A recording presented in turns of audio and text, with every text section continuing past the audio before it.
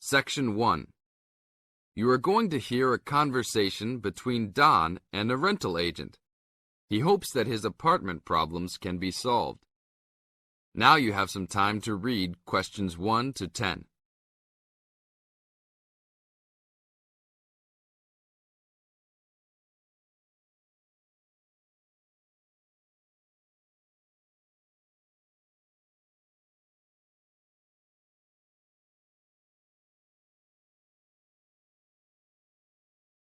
Now listen carefully and answer questions 1 to 10. Good morning. I am a rental agency. How can I help? Oh, hello. I'm ringing about some problems I'm having with my apartment. Yes, of course. If I can just get a few details first. What's your name? Don Chester. How do you spell that? Chester. Okay. And the address? Apartment 4, 18 Ruby Lane. Ruby Lane. And that's in... In Newbridge. Oh, yes, I know the one. Could I ask how long is the lease? It's for a year. And you moved in on... Last week. On 24th May. Good, thanks. Now, what are the problems you found? Well, nothing too serious, you know, but a few things that have been building up over a few days. Yes, of course. Well, the first thing is the fridge. The seal on the door is decayed, and we have a small child and need to keep milk cool, so we need to get that done straight away. Okay, that's the fridge for immediate repair. And then there's a little problem with the gas water heater. Uh-huh. The switch is broken. Right. It's not serious and we can still use it. But if you can send somebody over in the next couple of weeks or so, that'd be great. Okay, I've got that. Then we're worried about the front windows. Are they broken? No, but there are no blinds on them. And you know, with privacy these days... And when would you like those done? Oh, it's not really urgent. But there are only thin curtains on the windows, and people are walking past. Yes, we'll have those done for you by next week, don't worry. And then there's the front door lock. It's getting quite annoying. It often jams and we sometimes have to fiddle with it for minutes before we can get in the apartment. I'd really like to get that fixed up right away. That's no problem. And then the last thing is the shower curtain. It's torn. Oh, right. We can get a new one and have it to you in the next week, if that's all right with you. Yes, that's okay. Anything else?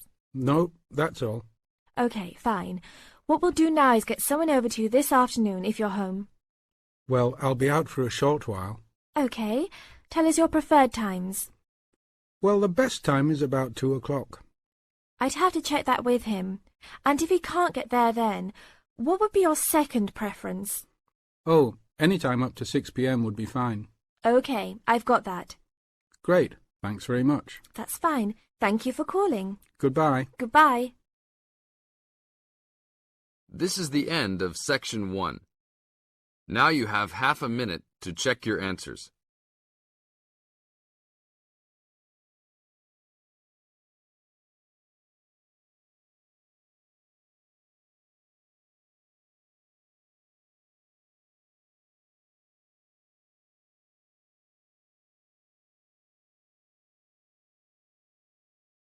Now turn to Section 2.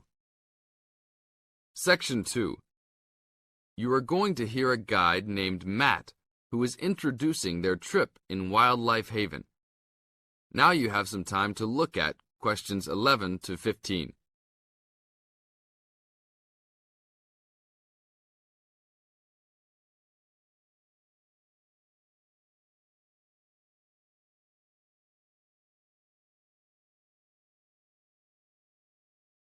Now listen to the first part of the introduction carefully and answer questions 11 to 15.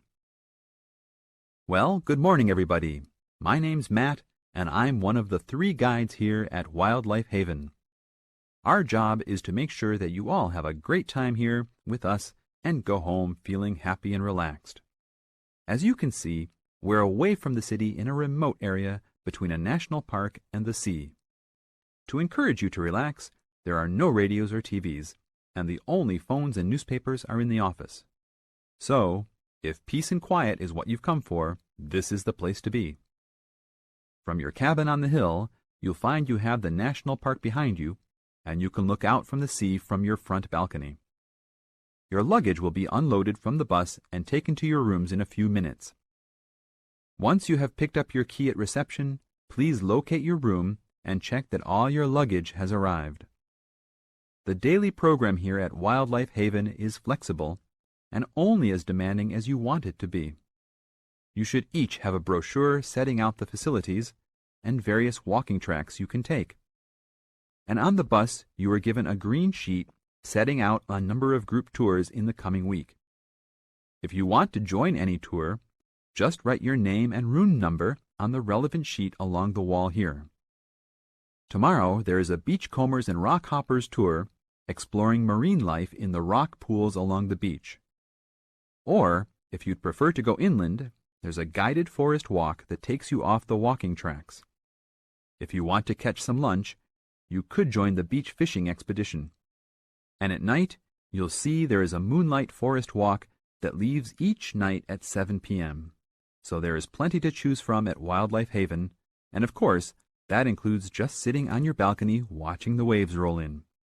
But I would recommend my favorite tour, the Waterfall Walk. This departs at sundown each day and also provides the opportunity to have a moonlight swim. Now you have some time to look at questions 16 to 20.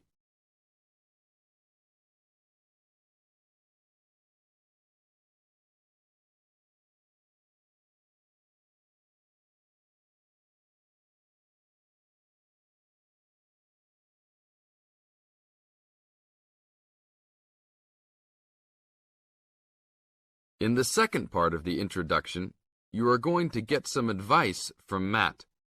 Listen carefully and answer questions 16 to 20. You've chosen to visit us in January, which is one of our hotter months.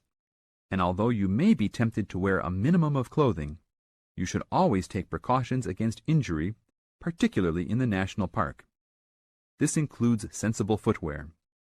You'd be surprised how many of our guests ignore this advice and end up being sorry. And socks are a good idea too. And even though you might be under trees a lot of the time, it's a good idea to wear a hat in this hot climate. There's no need to be too concerned about walking in the national park, provided you use common sense. It's true that there are poisonous spiders in the park, but they are really more frightened of you than you are likely to be of them. I should also warn you against eating any wild berries. Some are edible, but you should avoid them all. We'll provide all the food you can eat. Well, that's about all for now. Dinner is from 6 to 8 p.m. in this building. This is the end of Section 2. You now have half a minute to check your answers.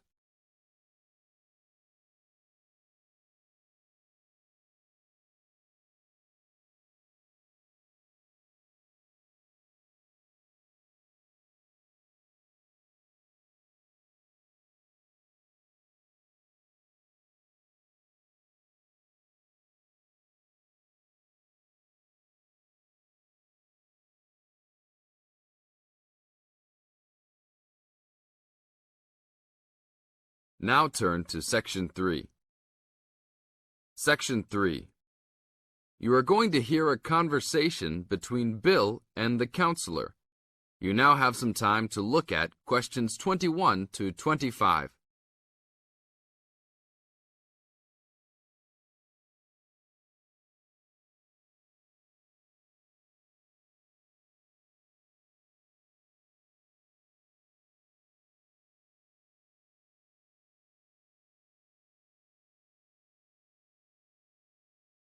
Now, listen to the conversation carefully and answer questions 21 to 25 by circling the correct letter A, B, or C.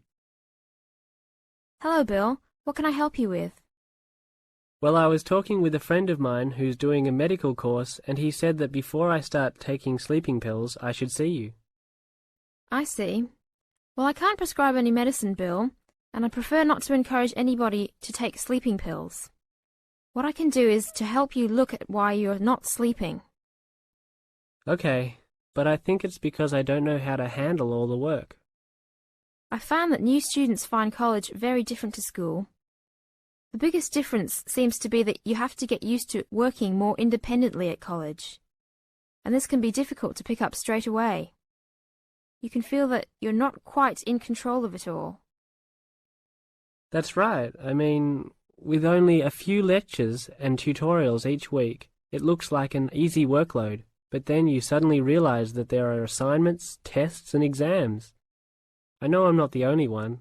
I really prefer to work quietly in the library where the resources are, but its hours just don't suit my work and sleep habits. Yes. Having a lot of time to manage and having to arrange to get everything done and still have time left over to relax and feel refreshed usually needs careful planning. Yeah, that's right. I know. But it's hard to get started. My medical mate said you can help with getting organized, and I sure need it. Okay then. I need to get a few details about your timetable and any other commitments. You can put them all down on this form if you like. Now you have some time to look at questions 26 to 30.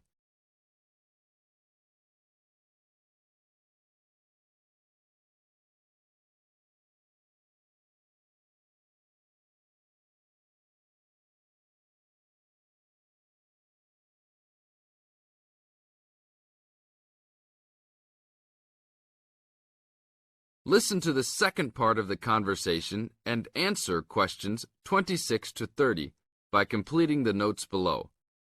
Write no more than 3 words for each answer. Now, Bill, what's your main concern? Well, what really gets me down at present is that the exams are coming up and I don't feel confident. I know you've spent a lot of time preparing, so let's look at the actual exam itself.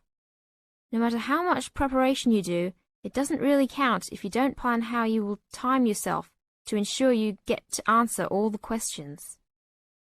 Usually there will be some guide on the exam paper that will tell you the relative importance of each question, its contribution to your total mark. I see. So if I feel organized at the start, I can be more confident. Exactly. So once you've worked out an overall plan, and this can be done quickly, you need to make sure you know what each question is asking you to do. As a marker, I know what answers I expect to a question. Then you need to address the question, not just write down what you know and hope the marker will appreciate the hard study you've done. Yes, that's important. I can see that markers are looking at the questions, not trying to guess what we know. Yes. And the third point to keep in mind is that even if you know the topic well, you should leave time to go back and check your work for content. There may be an important point you have missed, or not explained as much as you wanted to. And at the same time, you can look for errors, including any obvious ones in grammar. Okay, thanks. It's really simple in many ways, isn't it? This is the end of section 3. You now have half a minute to check your answers.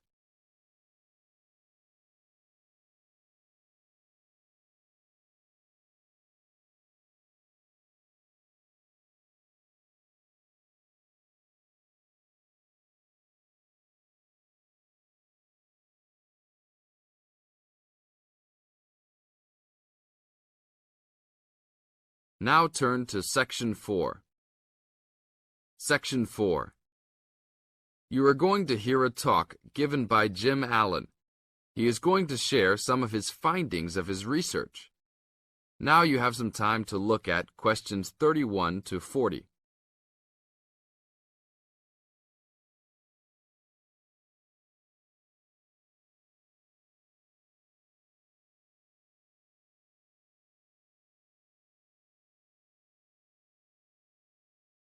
Now, listen carefully and answer questions 31 to 40.